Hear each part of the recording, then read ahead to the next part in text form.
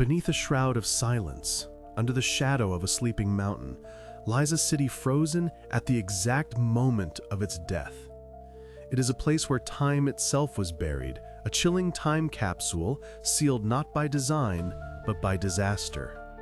Welcome to Echoes of Time.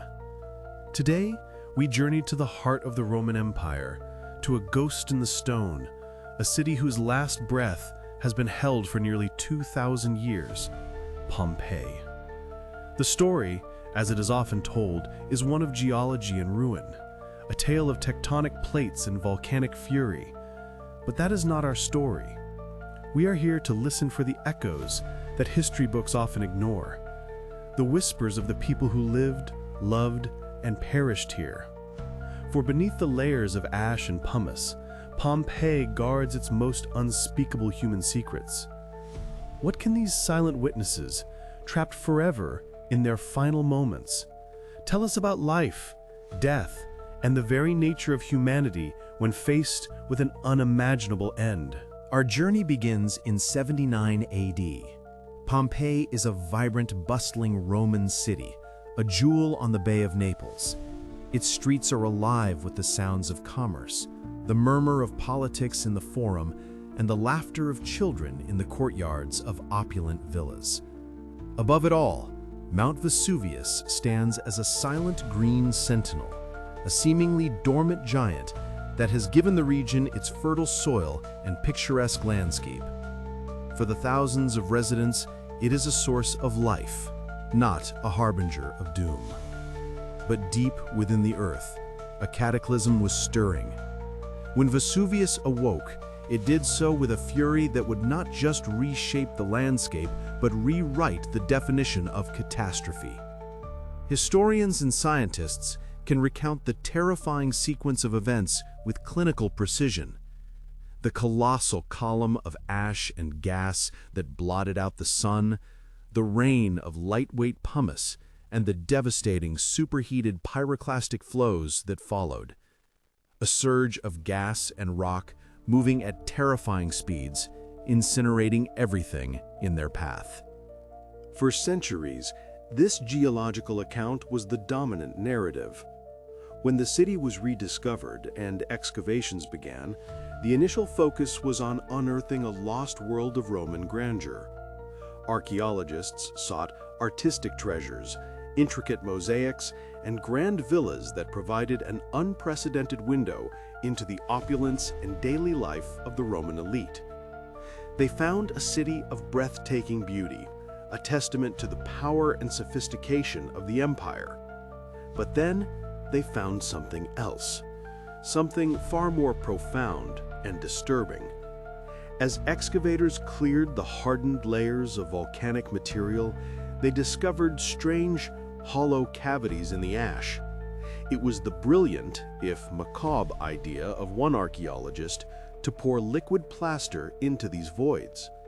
As the plaster set and the surrounding ash was carefully chipped away, an unbelievable truth was revealed.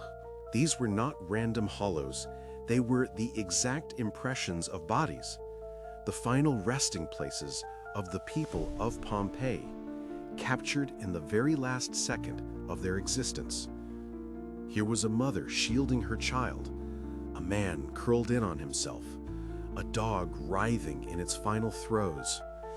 These plaster casts were not art, nor were they artifacts. They were the haunting echoes of human beings, frozen in their final, desperate postures. This discovery forever shifted the focus of Pompeii from a city of things to a city of people. It revealed the raw, tragic human element of the disaster in a way no text ever could. And with this revelation came a profound fascination, but also deep ethical dilemmas. Were we honoring the dead by telling their story, or were we disturbing their eternal rest, turning a deeply personal tragedy into a public spectacle? Early interpretations of their demise were often simplified, a straightforward tale of a city and its people caught completely unawares. But as modern archaeology delves deeper, the story becomes far more complex, a tapestry of choice, chance, and chilling social realities. The silent testament of these final moments has fueled intense academic scrutiny, giving rise to various theories that attempt to unravel the nuanced truths of Pompeii's final hours. One perspective argues that the destruction was not as instantaneous as once believed. The initial eruption, a massive plume of ash and pumice, would have been a terrifying, yet not immediately lethal event for many. This theory posits that a significant number of residents had ample warning, hours, perhaps even a full day, to comprehend the danger. The tremors leading up to the eruption, the darkening sky, the falling debris, these were clear signs to flee. In this scenario, many did just that, packing what they could and escaping towards the sea or along the roads away from the volcano. The victims left behind, therefore, were not a cross-section of the entire population, but rather the most vulnerable, the elderly, the sick, the infirm. Or perhaps they were the hopeful, those who sheltered in their homes, believing the danger had passed after the initial ashfall, only to be caught by the subsequent deadly pyroclastic flows. Another, more harrowing theory paints a picture of far more chaotic and instantaneous destruction. It suggests that for a large portion of the population, there was simply no escape. The sheer speed and intensity of the eruption could have created a situation of pure, unadulterated panic, trapping people where they stood. The roads may have become impassable, clogged with debris and fleeing crowds. The port may have been rendered useless by the churning ash-filled sea. In this view, the choice to stay or go was an illusion. The city became a trap, and the pyroclastic surges that followed were an inescapable wave of death, sealing the fate of a significant portion of the population with little to no chance of survival. The figures frozen in the streets, in their homes, in public buildings, they are not the ones who chose to stay, but the ones who simply could not get away. Yet a third perspective peels back another layer of Pompeii's life and death, focusing on the rigid social hierarchy of the Roman world. It suggests that survival may not have been a matter of luck or timing, but of status. The wealthy elite, with their carts, horses, and access to private boats, had better means of escape. They could gather their families and valuable possessions and flee at the first sign of trouble. But what of the city's underclass? What of the slaves, bound by duty to protect their master's property, or the poor, with no resources or relatives to flee to?